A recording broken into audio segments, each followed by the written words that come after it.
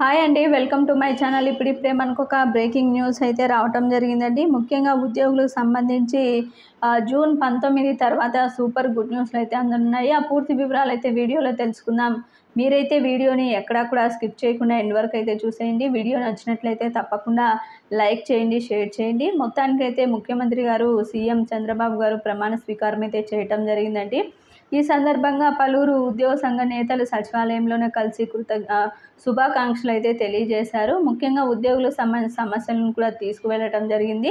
అయితే ఈ నెల 19 తర్వాత ఏపీ ఉద్యోగ సంఘాల అందరితోనూ భేటీ అయితే కానున్నట్టు అయితే చంద్రబాబు గారు స్వయంగా చెప్పడం అయితే జరిగిందండి. ఈ నెల అంటే జూన్ 19 తర్వాత ఏ క్షణమైనా సరే భేటీ అయితే కానున్నారండి. మొత్తం ఏపీలో ఉన్నటువంటి ఉద్యోగ సంఘ నేతలందరినీ కూడా పిలిచి మరీ ఈ యొక్క మీటింగ్ అయితే పెట్టబోతున్నట్టు సమాచారం. ముఖ్యంగా వీటిలో ఐఆర్కు సంబంధించి ముఖ్య ప్రకటన అయితే ఉండబోతుందండి. ఇక బకాయిలకు సంబంధించి కూడా అన్ని శాఖల నుంచి అంటే ఆర్థిక శాఖ నుంచి ఫైల్స్ అన్నీ కూడా సిద్ధం చేయమని చెప్పడం జరిగింది. ఉద్యోగులకు ఇప్పటి వరకు ఎంత పెండింగ్లో బకాయిలు ఉన్నాయి, ఏ బకాయిలు ఎంత ఉన్నాయి అనే పూర్తి వివరాలు కూడా అప్పుడే తెలుస్తుంది. ముఖ్యంగా తెలిసిన తర్వాత ఏది ఎప్పుడు విడుదల చేయాలని చెప్పి విడతల వారీగా అయితే విడుదల చేస్తారండి.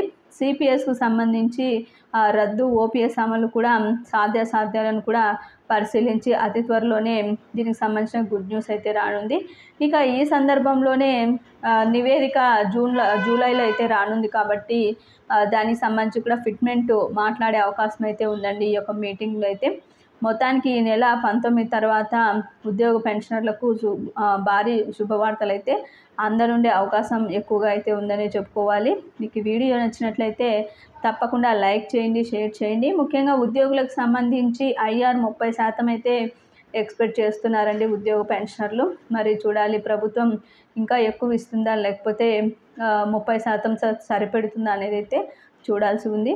ఇది ఇప్పటి వరకు ఉన్నటువంటి latest update. Thank you for watching.